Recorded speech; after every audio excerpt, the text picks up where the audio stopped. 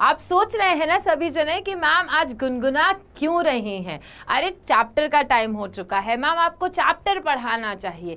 लेकिन क्या करूं, चैप्टर का नाम ही ऐसा है और चैप्टर खुद ही हमें म्यूजिक के वर्ल्ड में लेके जाने वाला है, तो मन में गुनगुना तो हमेशा ही चलता रहता है। इसी बात पे फटाफट से मुझे बताओ which is your favourite song in the comment section and then tell me कि आपको क्या डांस भी पसंद है या कोई आप एक इंस्ट्रूमेंट बजाना भी जानते हैं। What is your talent, what you do to make yourself happy, क्या आपको खुश करता है, ये सारी चीजें I really want to know in the comment section because मुझे आपसे इंटरेक्शन करना बहुत अच्छा लगता है।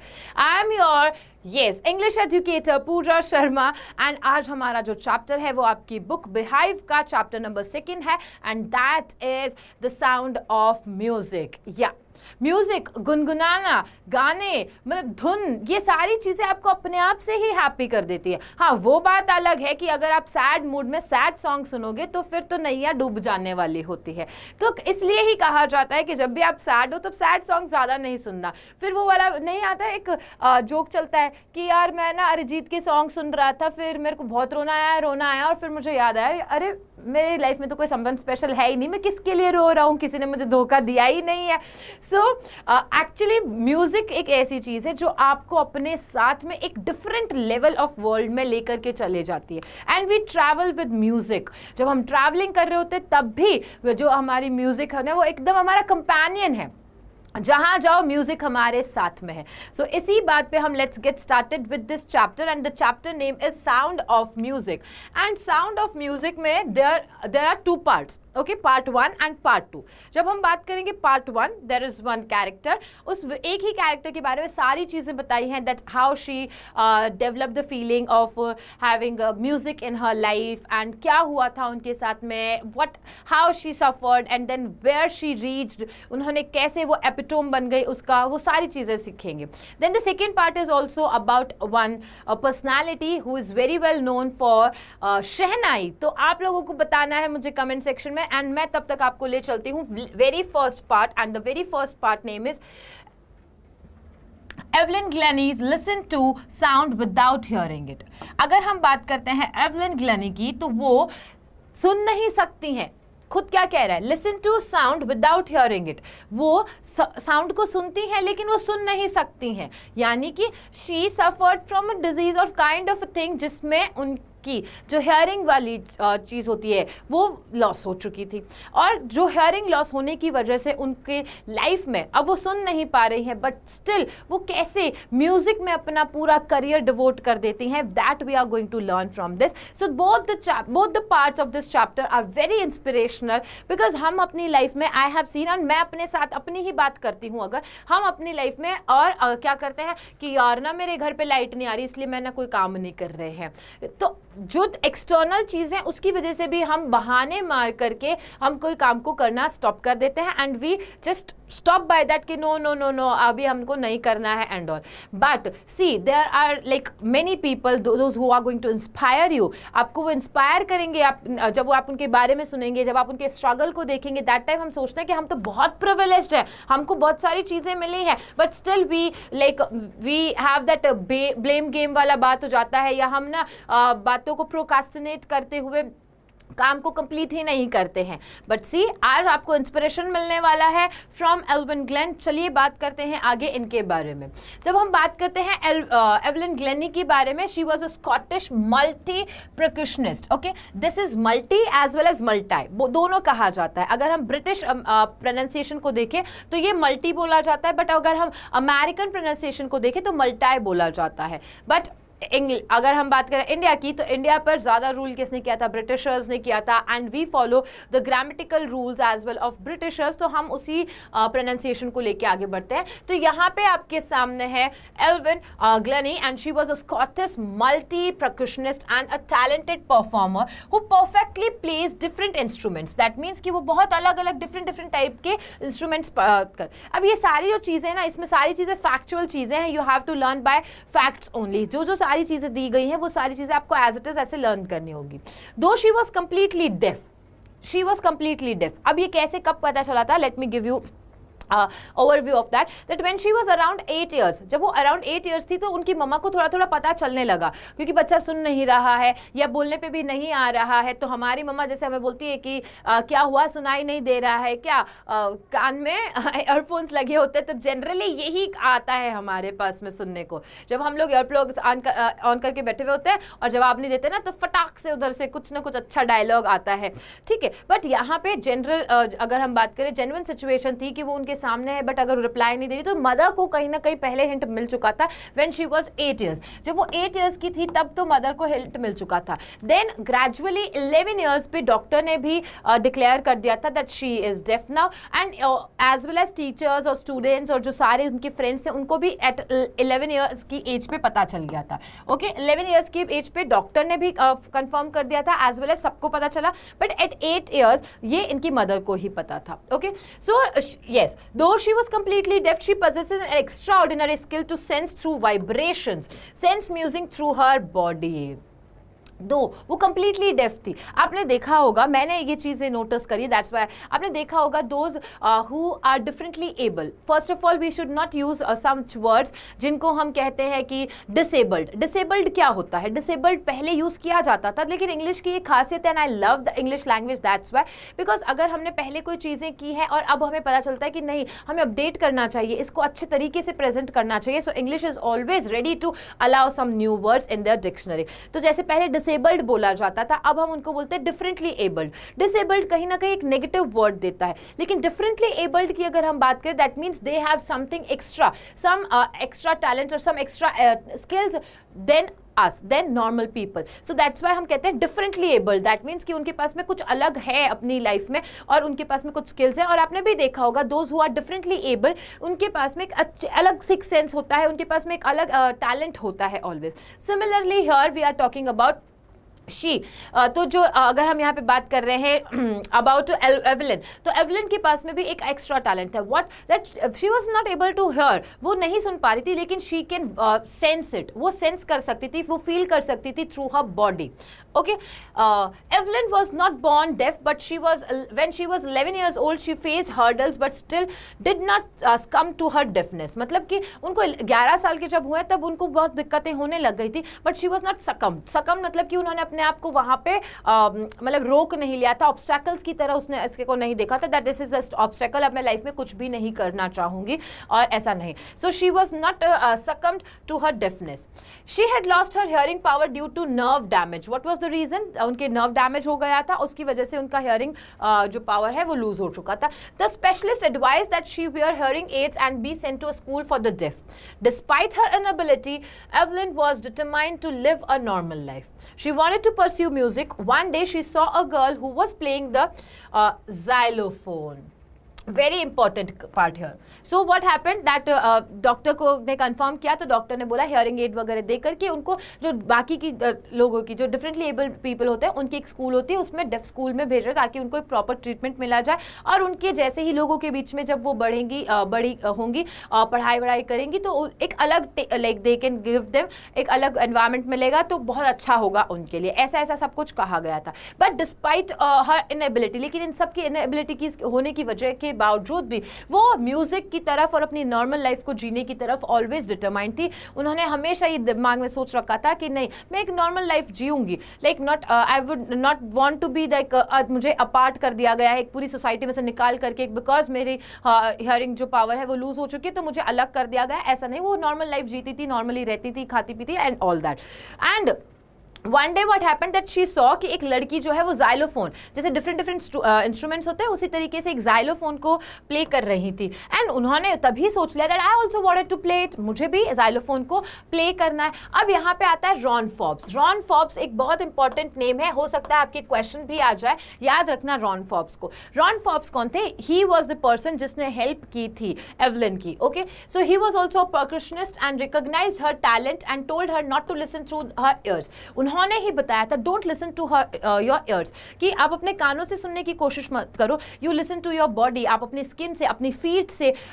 इसी वजह से जब भी एवलिन अपने शोज करती थी तो अपने शोज में वो क्या करती थी, बेयर फिट होकर के बैठती थी। बेयर फिट होकर बैठना मतलब कि नंगे पांव बैठती थी, ताकि कि वो सेंसेस के थ्रू, अपने पांव के थ्रू जो भी म्यूजिक की वाइब्रेशंस हैं उन्हें फील कर सकती थी। आप ना देखा करो, आपको पता होगा there are so many animals जो एनिमल्स से सुन नहीं सकते, like I have told earlier as well, जैसे स्नेक्स है, स्नेक्स वगैरह जो होते हैं, rattle snakes, and they can't listen but they can sense the vibration, वो वाइब्रेशंस के थ्रू ये सारी चीज़ें मतलब फील कर लेते हैं। Similarly she adopted that way, और उन्होंने क्या किया, उन्होंने कानों से सुनना नहीं और better way to through her body, through her senses उन्होंने सुनना शुरू किया था।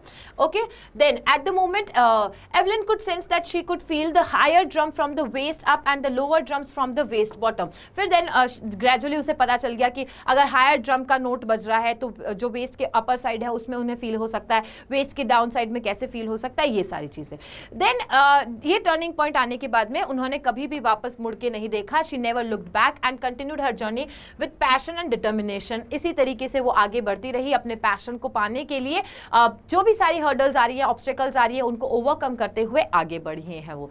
Okay, she received many accolades and when she performs at the Royal Academy of Music, ये important है, मतलब उनको बहुत सारे like prizes मिले थे, उनको awards मिले थे, and then one day she performed at Royal Academy of Music. She scored the highest marks in the history of the Music Academy. तो उन्होंने एक जगह परफॉर्म किया था and name of that is very important for you, that is Royal Academy of Music. वहाँ उन्होंने highest marks score किए थे।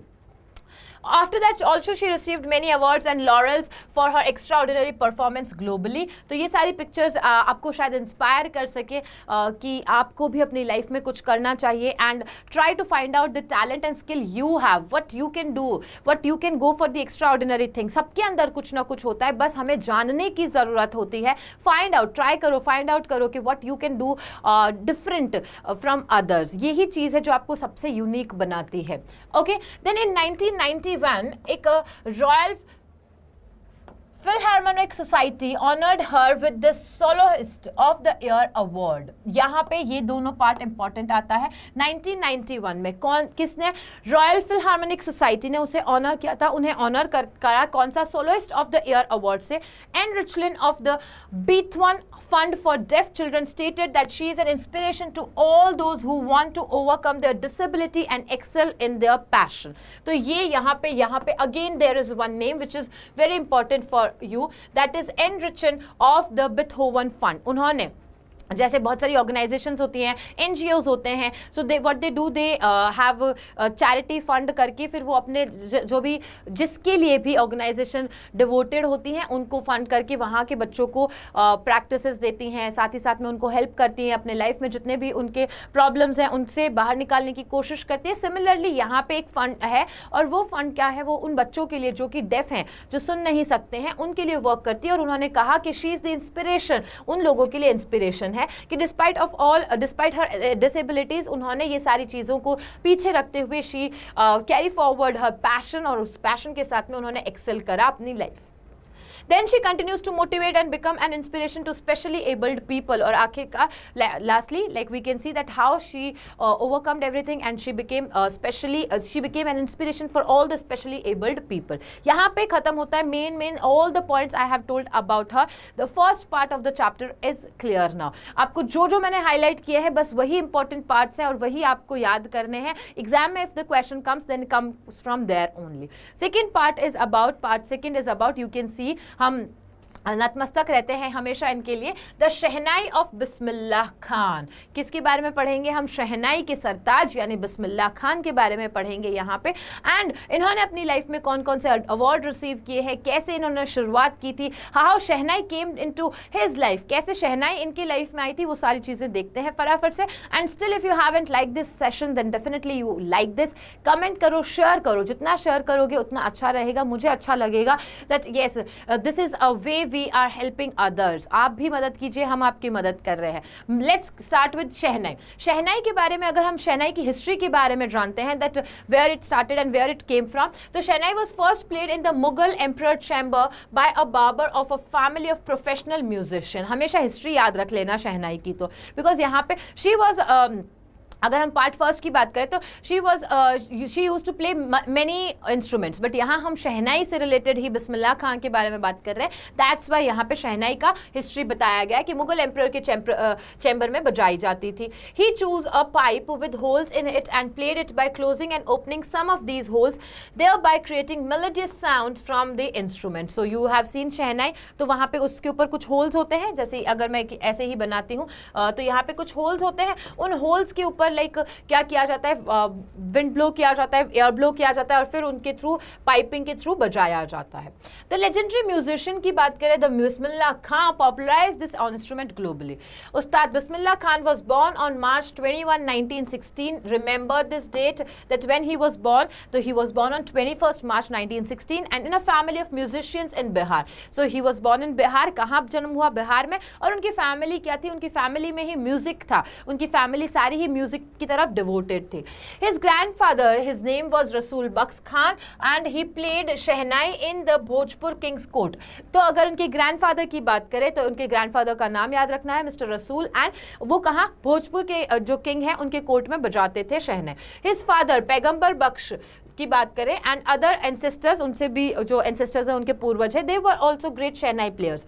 When Bismillah Khan was 3 years old only, main important यहाँ पे आपके लिए आता है कि जब वो सिर्फ 3 साल के थे, when Bismillah Khan was only 3 years only, he went to his maternal uncle, अपने मामा के यहाँ पे गए थे, and he was very impressed by his uncle's practice of shehnai. So if the question comes that when he was very young and he went to his maternal house, what he admired there, why he was so passionate about that, so आप यहाँ पे कर सकते हो that what impressed him, तो क्या impress किया था? The way his maternal uncle or his uncle was playing the instrument shehnai.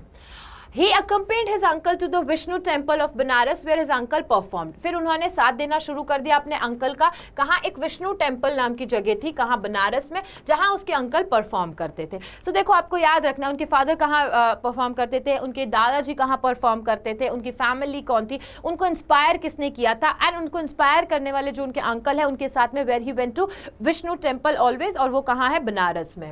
Soon he started practising playing this instrument over the air. The temple of Balaji and the Mangla Maiya in Banaras and the banks of Ganges became his practice grounds. Okay, so यहाँ पे आगे की journey बताई है कि then जैसे जैसे वो बड़े हुए तो उन्होंने क्या किया? Temple of Balaji and Mangala Maiya की जो टेम्पल है बनारस में, वहीं पे प्ले करना स्टार्ट किया, and then banks of Ganges became his practice grounds. ये गंगा को गैंग्स कहा जाता है, ऑलवेज रिमेंबर, गंगा को गैंग्स कहा जाता है इन इंग्लिश।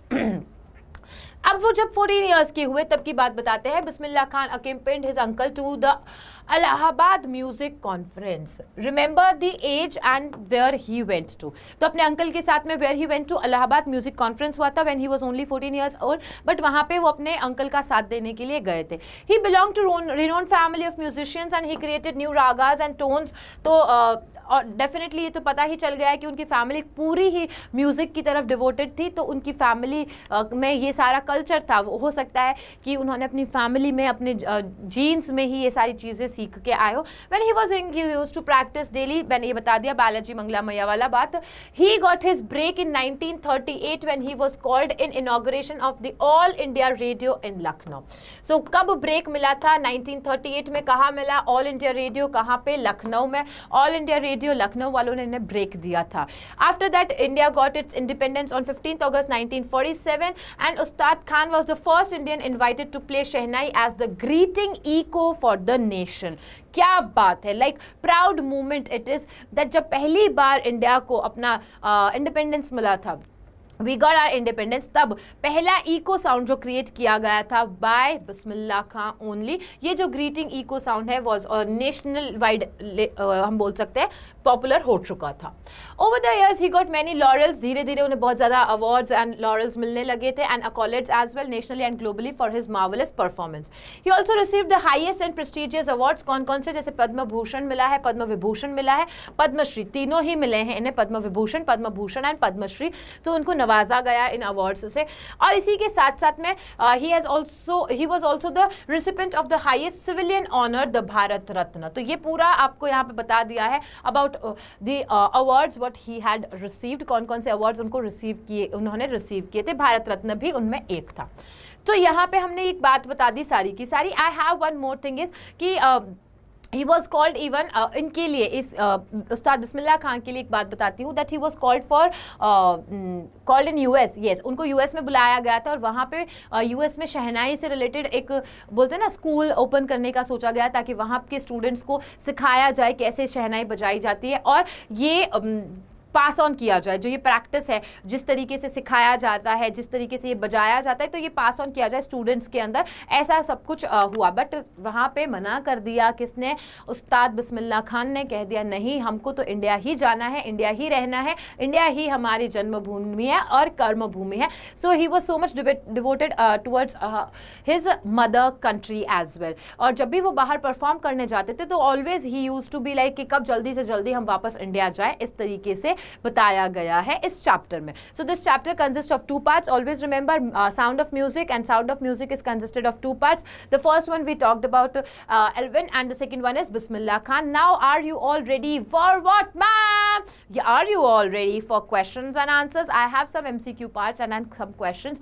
पहले जल्दी से बताओ, थोड़ा एंथुजियाज्म दिखाओ भाई। तुमको मैं पढ़ाती हूँ इतनी एनर्जी के साथ में पढ़ाती हूँ ताकि कि तुम्हें उसी एनर्जी से समझ में आए। अगर मैं धीरे धीरे धीरे धीरे से दूरदर्शन की तरह पढ़ाने लग गई तो फिर तुम्हें समझ में भी नहीं आएगा, तो तुम स्पीड करोगे और फिर स्पीड करोगे तो तुम्हें ऐसा लगेगा कि अरे बहुत फास्ट है ना। तो मेरी ही स्पीड इतनी फास्ट है, मैं ही इतनी एनर्जी के साथ में पढ़ा रही हूँ, तो इसके लिए कुछ तो बनता है ना, तुम्हारा क्या आंसर देना बनता है। सो ओ यस, इसके बाद में जो मेरा पार्ट है वो मैं बता देती हूँ आपको। उस्ताद बिस्मिल्लाह खान ने रिप्रेजेंट किया था हमारी मदरलैंड को globally, and he was one who performed at the very famous Lincoln Center hall. Yes, Lincoln Center hall में उन्होंने प्रेजेंट किया था इंडिया को यूएसए में। He also took part in the Cannes art festival. Cannes सुना है ना, कितनी हम फोटोज देखते हैं, सेलिब्रिटीज को बुलाया जाता है कांस रेड कार्पेट के लिए एंड ऑल, तो कितना हाइप है उस जमाने में। सोचो बिस्मिल्लाह खान को कांस आर्ट फेस्टिवल में बुलाया गया था। The world exposition in Montreal and the Osaka trade fair. तो ये सारे जो मैंने यहाँ पे अंडरलाइन किए हैं, दीज आर द प्लेसेस, याद रखना चाहें तो रख सकते हैं, इंपॉर्टेंट है आपके लिए कि कहाँ कहाँ इनको बुलाया गया था। Now, because of his popularity, कहाँ, तेहरान में, मैंने जो बताया वही है, पर उनका जो ओपेरा हाउस है, तेहरान का जो ओपेरा हाउस है उसका नाम क्या रख दिया गया था, तेहरान मौसीकी उस्ताद बिस्मिल्लाह खान। तो रीनेम कर दिया, तेहरान में जो ओपेरा हाउस है उसका नाम क्या था, तेहरान ओपेरा हाउस, बट उसके बाद में उसका नाम रख दिया उस्ताद बिस्मिल्लाह खान के नाम पे। In spite of having so many opportunities global at a global platform, जो माइस्ट्रो है, माइस्ट्रो कौन है हमारे, माइस्ट्रो है हमारे बिस्मिल्लाह खान, उन्होंने could not untie the bound with India, मतलब इंडिया को छोड़ नहीं सकते थे। ये मैंने बता दिया आपको। जो रिवर गंगा है, पर्टिकुलरली बनारस की बात करें और उनके नेटिव लोग जो है, so particularly Banaras and his native town कौन सा, दुमरान। ये याद रखना, उनका नेटिव टाउन का नाम बहुत इंपॉर्टेंट है। Yes, on 21st of August 2006, legendary Shehnai player took his last breath after fighting a prolonged illness. उनको कोई बीमारी हो चुकी थी and left a legacy behind him of beautiful and soulful music. So हमें उनका जैसे जन्म याद रखना है, वैसे when he took his last breath वो भी याद रख लेना आप। और यहाँ पे पूरा हो गया हमारा ये पार्ट। So वो आर यू रेडी बीच में आ चुका था, so उसको थोड़ा सा गड़बड़ करके ऐसे सही कर देंगे। Now are you ready, and the first question is, देखो क्वेश्चन का आंसर ABCD के साथ साथ में पूरा आंसर देंगे आप। You are not just going to write ABCD, मुझे क्या पता आप कौन सा आंसर किसका दे रहे हैं। So write the correct answer as well. Which nation, अब यहाँ पे एक देख लो सारा, which national award was conferred on Ustad Bismillah Khan, मतलब उन्होंने कौन कौन से नेशनल अवार्ड रिसीव किए। पद्मश्री बिल्कुल, पद्म विभूषण बिल्कुल, पद्म भूषण बिल्कुल, and Bharat Ratna as well, Bharat Ratna भी उन्हें मिला था। तो ये सारे के सारे ऑनर्स उन्हें मिले थे। So all of these is the correct answer. I hope आप सभी ने डी आंसर दे दिया होगा। Next question is, how did Evelyn perform at the audition of the royal academy of music, scored the second highest. जब हम बात करें, मैंने आपको अंडरलाइन करके बताया था कि रॉयल अकेडमी ऑफ म्यूजिक में उन्होंने स्कोर किया था, वेरी सेकंड और third paragraph it was. A scored the second highest, scored the highest, C displayed bravery or spoke fluently, so she scored the highest there, and B answer is correct. Now how who helped her, who, किसने आपको नाम मैंने underline करके यहाँ पे ही बता दिया था, रॉन फॉब्स करके। अगर मैं आपको वहां ले जाऊं तो मैंने यहाँ पे ऐसे इस तरीके से विजुअलाइज करके याद कर लो कि हाँ मैम ने यहाँ पे कुछ बोला है, तो दैट मीन्स इंपॉर्टेंट है भाई, मैं तुम्हारे लिए कर रही हूँ तो तुम अपने लिए करो अब। ओके, आपके लिए अगर मैं सारी इंपॉर्टेंट पॉइंट्स यहाँ पे ले आई हूँ तो आप अपना आंसर खुद क्रिएट करने लायक हो जाओ, because making your answer by your own is very important for you. अभी हम धीरे धीरे सीखेंगे कि कैसे अपने आंसर्स खुद बनाने होते हैं। पहले आप एक जिस्ट को लेकर के चलो कि आपके पास में पॉइंट्स क्या क्या है, उन पॉइंट्स को रिमेंबर करते हुए आप कर सकते हो, and you can do that. मैं आपको बता रही हूँ, डोंट थिंक कि यार वो मुझसे ज्यादा कर पा रहा है या मैं तो सीखा ही नहीं अभी तक। Everyone has their own phase and level, तो आप अपने लेवल से ही अपने आप से कंपीट करते हुए कि मैंने पहले इतना नहीं करा था, अब मैं इतना कर पा रहा हूँ, नेक्स्ट में अपना ये गोल रखता हूँ कि मैं इतना कर पाऊंगा। सो इसी तरीके से कर लोगे, that I can assure you. अगर आपको मुझ पे ट्रस्ट है तो डेफिनेटली मैं आपको ये कह सकती हूँ कि you can do it and we will do it. Okay, so who helped her to continue with the music and what did he do and say? किसने मदद की थी? Ron Forbes नाम है, आपको याद है? So Ron Forbes helped her to continue with the music and he spotted her potential and say that don't listen through your ears, as it is मैंने पहले भी समझाया, don't listen through your ears, try to sense it some other way, and he began by tuning two large drums to different notes। और उन्होंने फिर क्या किया था, वो मैंने बताया था वेस्ट अप और वेस्ट बॉटम से उन्होंने फील करना स्टार्ट किया था कि जब हाई नोट्स हैं और जब लो नोट्स हैं ड्रम के, वो वाला। Then why did Bismillah Khan refuse to start a shehnai school in USA? उनको जब बोला गया कि USA में आपको स्कूल ओपन करना है और वहाँ पे उन्होंने रिफ्यूज कर दिया, डिनाई कर दिया कि नहीं। Why? Because he was very much united and nobody can untie from India। तो यही चीज़ यहाँ पे लिखनी है, that he refused to start a shehnai school in the USA because he never wanted to leave India and he loved India so much and he did not want to settle anywhere except India। That is why whenever he was in a foreign country he kept earning to see Hindustan. Hindustan चाहिए था उन्हें, हिंदुस्तान वापस आने की उनको बहुत मन में कामना रहती थी अगर वो बाहर कहीं परफॉर्म करने जाते थे। So I hope that this chapter was very much inspirational and motivational to you। and साथ ही साथ में yes, as I told you and asked you, if you have some talent and skill, do tell me in the comment section, otherwise try to find it out। ज़रूरी नहीं है, हो सकता है कि वो छुपा हुआ है, आपको भी नहीं पता है और आप उसको खरोचो, अरे ट्राई टू फाइंड आउट कि क्या हो सकता है, और अपने आप के लिए, खुद के लिए एक्साइटेड रहो, हैप्पी रहो और हमेशा अच्छी अच्छी म्यूजिक सुनते रहो। On this note I would say टड़ास, bye bye and thank you.